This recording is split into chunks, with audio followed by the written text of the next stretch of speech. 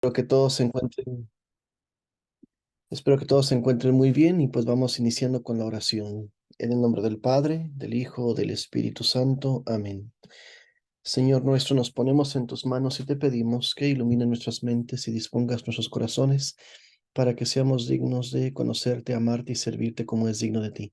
Te lo pedimos a ti que vives y reinas triunfal y glorioso, y eres Dios por los siglos de los siglos. Amén. Padre nuestro que estás en el cielo, santificado sea tu nombre. Venga a nosotros tu reino, hágase tu voluntad en la tierra como en el cielo. Danos hoy nuestro pan de cada día, perdona nuestras ofensas, como también nosotros perdonamos a los que nos ofenden. No nos dejes caer en la tentación y líbranos del mal. Amén. Dios te salve María, llena eres de gracia, el Señor es contigo. Bendita eres entre todas las mujeres y bendito es el fruto de tu vientre Jesús. Santa María, Madre de Dios, ruega Señora por nosotros los pecadores, ahora y en la hora de nuestra muerte. Amén. Gloria al Padre, al Hijo y al Espíritu Santo, como era en un principio, ahora y siempre, por los siglos de los siglos. Amén. Sagrado corazón de Jesús, en vos confío. Inmaculado corazón de María, sed la salvación del alma mía. Bendito San José, aumenta nuestra fe. Estamos reunidos en el nombre del Padre, del Hijo y del Espíritu Santo. Amén. Bueno, pues estamos ya aquí listos y vamos a ir dando inicio. Aquí tengo ya el material preparado.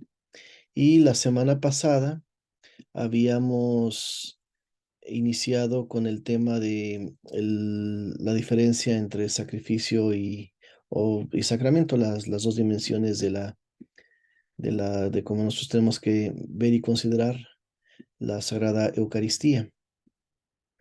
Y pues hacemos esta distinción importantísima que hay que tener en cuenta, pues que cuando se celebra la misa es el sacrificio de Cristo. La ceremonia, el rito, etcétera, de la consagración, etcétera, es el sacrificio de Cristo nuestro Señor. La Santa Misa es volver a revivir, volver a realizar, volver a renovar, o también el lenguaje más moderno utilizan, actualizar, por así decirlo, el sacrificio que Jesús ofreció en la cruz, el sacrificio de sí mismo que hizo. De tal manera que el Calvario y el altar son la misma cosa. El sacrificio de la cruz y el sacrificio de la Santa Misa es una cosa. Y en ese sentido, cuando nos referimos a la misa, la manera correcta de hacerlo es decir, el santo sacrificio de la misa. Esa es la mejor manera de expresar lo que es la Santa Misa, es el santo sacrificio de la misa. Es inadecuado, es ambiguo y es un término equívoco decir la Eucaristía. Voy a celebrar la Eucaristía a las 4 de la tarde.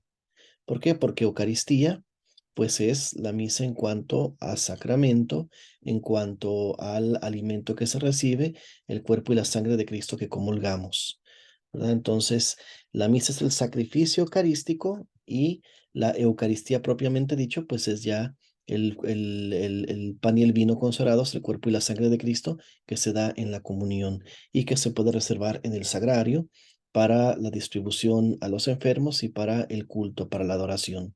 Entonces, esto fue lo que intenté explicar la semana pasada y pues creo que quedó entendido, espero que sí.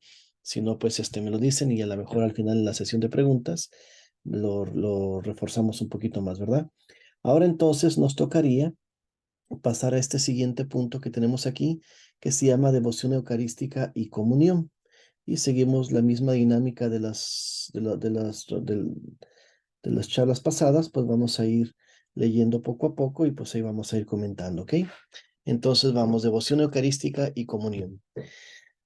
La presencia eucarística de Cristo siempre se ordena a la comunión sacramental y espiritual. Esto lo manifiesta el ritual romano, ¿verdad? En efecto, la Eucaristía como sacramento está intrínsecamente orientada hacia la comunión. Ahorita acabo de decir que el sacramento de la Eucaristía como sacramento, pues es la comunión, ¿no? Se orienta hacia la comunión. Las mismas palabras de Cristo lo hacen entender así cuando Él dice en la última cena, tomad y comed, esto es mi cuerpo entregado por vosotros, es para ustedes, es para vosotros, ¿no? Consiguientemente, la finalidad primera de la reserva, es decir, de guardar el Santísimo en el sagrario, la finalidad primera de la reserva, aquí la reserva eucarística, es hacer posible principalmente a los enfermos la comunión fuera de la misa. En el sagrario, aquí creo que se equivocaron, era una coma, no un punto. En el sagrario como en la misa, Cristo sigue siendo el pan vivo y bajado del cielo. En efecto, el fin primero y primordial de la reserva de las sagradas especies fuera de la misa es la administración del viático, llevarse a los enfermos y a los moribundos. Los fines secundarios son la distribución de la comunión y la adoración de nuestro Señor Jesucristo presente en el sacramento. Pues la reserva de las especies sagradas para los enfermos ha introducido la laudable costumbre de adorar este manjar del cielo conservado en las iglesias. Es decir, aunque el fin primero y primordial es llevarle el viático a los moribundos, fuera de la misa, por supuesto, como fines secundarios tenemos la distribución a otros enfermos, no moribundos, pero que estén impedidos por alguna razón de participar en el santo sacrificio de la misa, y también, pues, la laudable costumbre, como dice aquí, laudable, es decir, una costumbre muy venerada y muy apropiada y muy feliz de adorar este manjar en la adoración eucarística, en las horas santas, en las vigilias de adoración y en otro momento también incluso reservado en el sagrario, cuando podemos entrar a una iglesia y ponernos de rodillas delante del sagrario, delante del Santísimo y hablar ahí con nuestro Señor, ¿verdad? Hay lugares donde esto pues se ve muy mal, hay lugares donde se prohíbe incluso, y hay incluso obispos, que por ahí se los he comentado en otras ocasiones, que están en contra, obispos y sacerdotes, que están en contra de la exposición del Santísimo en la custodia para la adoración. Y dicen que eso es una práctica medieval, obsoleta, fuera de lugar, que no inspira, que no dice nada, que es pérdida de tiempo, porque a Jesús hay que adorarlo en el pobre, en el necesitado, en el marginado, en el oprimido. Son esas terminologías de la teología de la liberación, ¿verdad? Yo recuerdo que tenía un profesor en la facultad de teología que yo estudié. Pues el profesor, su materia era teología latinoamericana, que básicamente es teología de la liberación, y en clase hacía mofa y burla de ese canto que dice, vamos niños al sagrario que Jesús llorando está, pero al ver a tantos niños, muy contento se pondrá. Muy contento se pondrá, ¿verdad? Creo que todos han escuchado este cantito. Vamos niños al sagrario, que Jesús llorando está, pero al ver a tantos niños, muy contento se pondrá. Me parece que así es el tono, ¿verdad? Pues este profesor se burlaba y hacía mofa de este cantito, diciendo, como buen teólogo de la liberación que era, no, no, no, no, no. Quiten ya esos cantos pietistas y devotillos que no sirven para nada. Jesús está llorando, pero Jesús está llorando en el pobre, Jesús está llorando en el oprimido, Jesús está llorando en el marginado, Jesús está llorando en el destituido, Jesús está llorando en la gente que sufre, en los que son víctimas de la injusticia, en los que son víctimas de la exclusión, en los que, y bueno, se echaba todo un, voy a decirlo con una palabra, un vómito de tonterías, atacando la devoción eucarística. Pero, pues, un católico realmente sensato sabe que si el Señor se queda sacramentado en las iglesias, en los altares, en los sagrarios, pues entonces es para la adoración y para darle culto. El otro día veía un video, no sé cómo se llama el sacerdote, pero es un sacerdote que sale por ahí en el YouTube, de esos muchos que salen. Parece que es un padre español, eso es por su acento, como habla es español. Y tiene muy buenas prédicas, y muy católicas, muy centradas sus prédicas. Y el padre este explicaba que en la iglesia católica somos la iglesia de la I y no de la O, las vocales, bueno, la Y o la O de las vocales, ¿verdad? Que no somos como los hipócritas o los protestantes o algo así, que decimos o es esto o es aquello. Por eso decimos, no somos de la O, somos de la I. es esto y es aquello. Por ejemplo, los protestantes dicen o Jesús o María, pero no pueden ser los dos. El católico dice Jesús y María. Los teólogos de la liberación dicen o Jesús sacramentado y el culto eucarístico o los pobres. Un católico sensato no dice, espérate, Jesús sacramentado y la devoción eucarística y los pobres, porque una cosa te va a llevar a la otra, no se contraponen. ¿Ya? Bueno, eso nomás lo comento de paso. Continuamos la lectura. Según eso, en la Eucaristía Cristo está entregándose como pan vivo que el Padre Celestial da a los hombres, y solo podemos recibirlo en la fe y en el amor. Así es como ante el sagrario nos unimos a Él en comunión espiritual. En la adoración eucarística, Él se entrega a nosotros y nosotros, continuamos acá, y nosotros nos entregamos a Él. Y en la medida en que nos damos a Él, nos damos también a los hermanos. Es lo que decía ahorita. Nunca la adoración eucarística va a impedirte o va a obstaculizarte el que tú ayudes al pobre, al oprimido, al desvalido, etcétera, ¿no? Una cosa te va a llevar a la otra.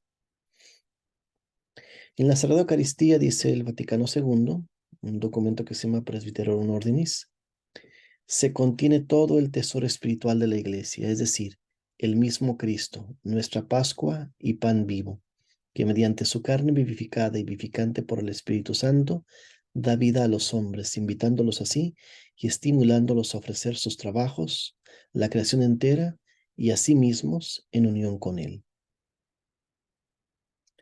La adoración eucarística, por tanto, ha de tener siempre la forma de comunión espiritual.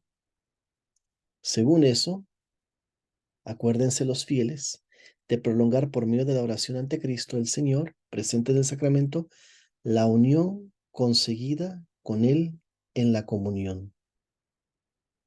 Me detengo aquí. La adoración eucarística siempre ha de tener la forma de comunión espiritual. ¿Y qué es la comunión espiritual? Una unión con Cristo, que se da en la comunión sacramental de manera más eminente. Yo los otros días, la semana pasada, les leí de San Alfonso María de Ligorio a una persona que preguntó el tema de la comunión espiritual y les leí este apartadito de San Alfonso. Hay que recordar que el tema de la comunión espiritual es el tema de la unión, ¿sí? ¿Qué es la comunión espiritual? Es estar unido con Cristo, como te une la comunión sacramental. Y les voy a leer nada más el último parrafito de lo que decía San Alfonso en la introducción al libro de las visitas al Santísimo. Así pues, todo aquel que desee ir creciendo en el amor a Jesucristo, a todo aquel que desee ir creciendo en el amor a Jesucristo, se le debe exhortar a hacer al menos una comunión espiritual cuando vaya a visitar al Santísimo Sacramento y otra en cada misa a la que asistan, aunque lo mejor sería que fueran tres, una al comenzar, otra en el medio y otra hacia el final del santo sacrificio. La utilidad de esta devoción es mucho mayor de la que muchos piensan, al mismo tiempo que es muy fácil. Decía a este respecto la ya citada Beata Juana de la Cruz que el comulgar espiritualmente se puede hacer sin llamar la atención, sin estar en ayunas y sin permiso del confesor, porque a la hora que uno lo desee, con un solo acto de amor, está ya hecha. Entonces, ¿qué es lo que hay que hacer en el santo, en la comunión espiritual? Hacer un acto de amor y de unión con Jesucristo. Eso es lo que hay que hacer. Si tú tienes ante tus manos un texto como el que escribió San Alfonso, la comunión espiritual, adelante, hazlo. Es muy fácil de conseguirlo en el teléfono, en el Google o en cualquier otro buscador. Tú nomás le pones comunión espiritual y casi siempre te va a salir la de San Alfonso María Ligorio, que es de las más populares. O, pues, si quieres tú con tus propias palabras, espontáneamente tú puedes decir, Señor mío, yo te amo con todo mi corazón y deseo unirme íntimamente a ti. Deseo unir mi corazón, mi voluntad, mis pensamientos a los tuyos. Dios mío, te recibo espiritualmente para unirme a ti. Aquí la palabra clave es unión. Que mi corazón se una por el amor con tu corazón divino, Señor. Y que permanezca unido, Señor. Y no permitas que mi corazón se separe del tuyo. Eso es una comunión espiritual. Y ese es el fin de la adoración eucarística. Mantener, preservar y extender esa unión que se da en un comienzo, en el momento en el que uno recibe la Sagrada Eucaristía, en el momento de la comunión.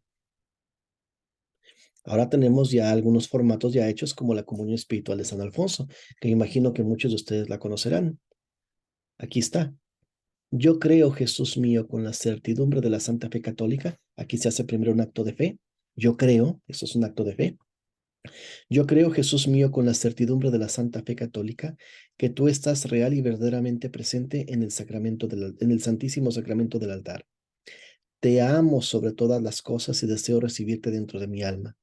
Pero ya que en este momento no te puedo recibir sacramentalmente, te ruego que vengas por lo menos espiritualmente a mi corazón.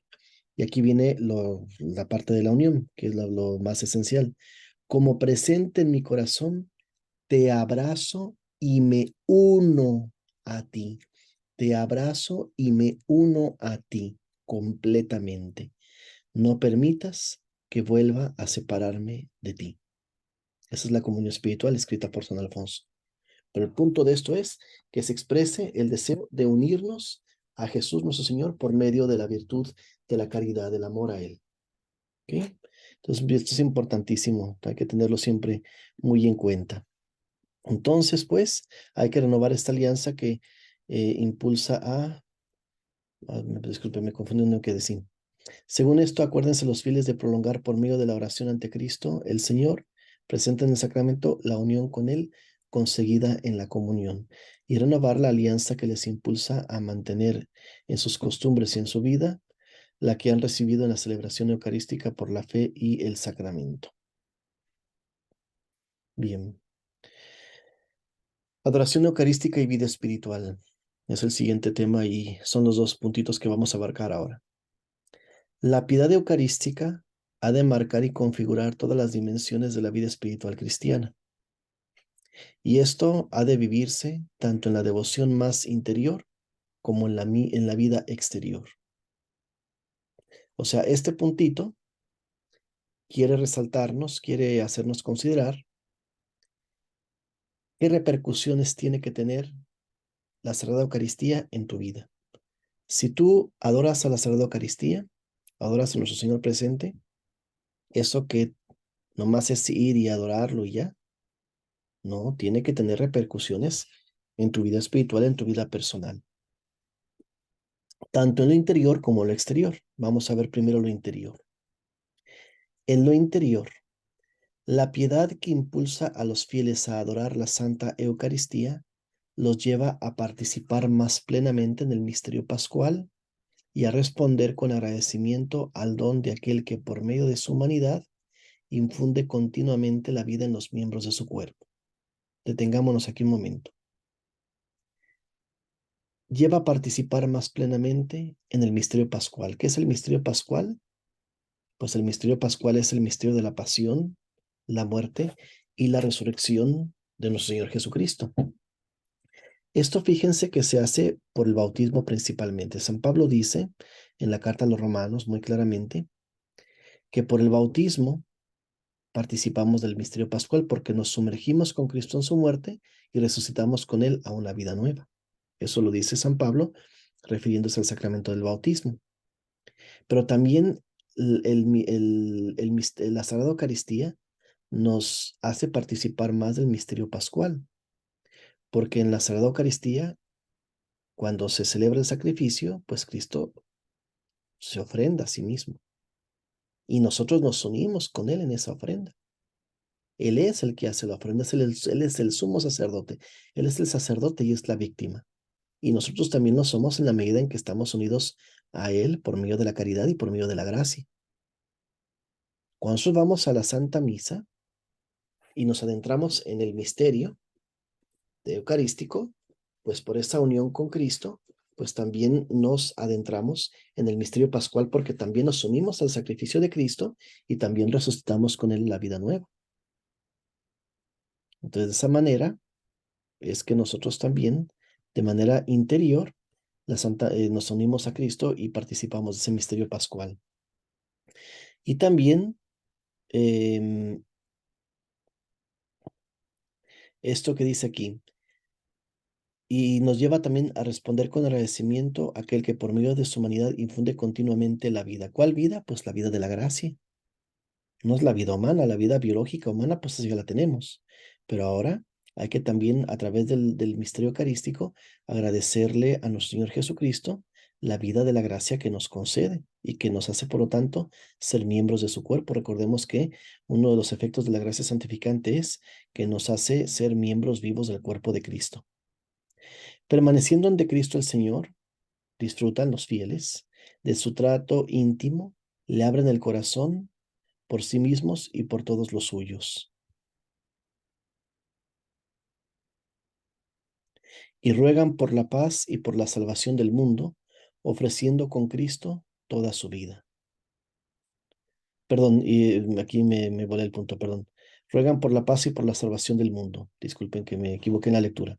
Ahora, ofreciendo con Cristo toda su vida al Padre en el Espíritu Santo, sacan de este trato admirable un aumento de su fe, su esperanza y su caridad. Así fomentan las disposiciones de vidas que les permiten celebrar con devoción conveniente el memorial del Señor y recibir frecuentemente el pan que nos ha dado el Padre. Bien, entonces, este puntito también, importante resaltarlo, que ofreciendo con Cristo toda su vida al Padre, en el Espíritu Santo, sacan de este admirable de este trato admirable un aumento de fe, esperanza y caridad. Eso sí, muy importante cuando vamos a la Santa Misa y cuando oramos al Señor en el sagrario o en la custodia y cuando tenemos nuestro culto eucarístico, pues debemos de experimentar un aumento de fe, esperanza y caridad, y de hecho lo debemos de pedir también en la oración. No, si tú vas a la Santa Misa y vas al culto eucarístico y no experimentas ese aumento de fe, de esperanza y de caridad, pues entonces signo es de que no hubo disposición y por lo tanto no se cosecharon estos frutos. Todo esto es lo que tiene que ver con la vida interior. Hay un puntito más. También, aquí hablando de los fieles, disfrutan del trato íntimo del Señor. Efectivamente, este es uno de los aspectos más preciosos de la devoción eucarística, uno de los más acentuados por los santos y los maestros espirituales, que a veces citan al respecto aquello del Apocalipsis. Mira que estoy a la puerta y llamo, dice el Señor. Si alguno escucha mi voz y abre la puerta, yo entraré a él y cenaré con él y él conmigo. Pues sí, el trato íntimo con el Señor. Una persona que tiene devoción eucarística trata con Jesús nuestro Señor como un amigo. En el libro del Éxodo y en los libros del Pentateuco, los 5 primeros libros de la Biblia, Génesis, Éxodo, Levítico, Números y Deuteronomio, creo que es el Deuteronomio más donde está, si no me equivoco. De hecho, Benedicto XVI lo comienza su libro de Jesús de Nazaret, considerando este aspecto. Dice nuestro Señor, dice, perdón, en los libros del Pentateuco, y si no me equivoco es el Deuteronomio, disculpen que no tengo aquí a la mente la cita exacta, que Moisés trataba con nuestro Señor cara a cara, es decir, de una manera personal, íntima, directa con el Señor. Moisés y Yahvé, nuestro Dios, tenían un trato íntimo, un trato cercano, un trato personal. Es el profeta que que hablaba con Dios así y nadie más podía hacerlo. Pues nosotros podemos tener ese trato íntimo con el Señor también a través de nuestra devoción eucarística. Cuando vas al sagrario, y esto es lo que dice aquí José María Iraburu, que los santos y maestros espirituales lo resaltan, cuando vas al sagrario, ahí está el Señor, ahí te da audiencia. Ahí está el Señor para escucharte, para tratarte de cerca, de tú a tú, sin intermediarios. Ahí está Él presente. Él te escucha. Y por eso, pues, a Él le agrada que nosotros vayamos a buscarlo ahí presente en el Santísimo Sacramento. Bien, ahora vamos a lo exterior. Ya dijimos lo interior, ahora vamos al exterior. En lo exterior, igualmente, toda la vida ordinaria de los adoradores debe estar sellada por el Espíritu de la Eucaristía. Procurarán, pues, que su vida discurra con alegría en la fortaleza de este alimento del cielo, participando en la muerte y resurrección del Señor.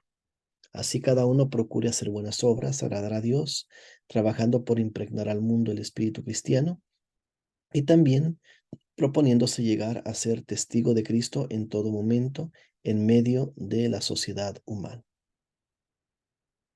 Bueno, esto lo dice el ritual y también lo dice un documento Dominici Senceni. Esto de lo exterior, pues resumido o explicado con otras palabras, pues que realmente demos testimonio de vida, porque ¿de qué sirve dárnoslas de muy adoradores si luego nuestro ejemplo deja mucho que decir? Esto, desgraciadamente, se ve mucho en parroquias, en comunidades religiosas, en grupos apostólicos, etcétera. ¿A qué me refiero? Qué tristeza y qué atrocidad es ver a personas que se las dan de muy beatas o de muy beatos, devotos y devotísimos del Santísimo de la Eucaristía, pero luego cuando salen de la presencia de nuestro Señor, son los primeros soberbios, son los primeros intrigosos, son los primeros amargados, son los primeros chismosos o son los primeros escandalosos, llámese el pecado que sea. Cuando están en la iglesia, ante el Santísimo, son beatos, ya casi casi como un San Martincito de Porres o un San José de Cupertino que casi levitan, casi se extasían,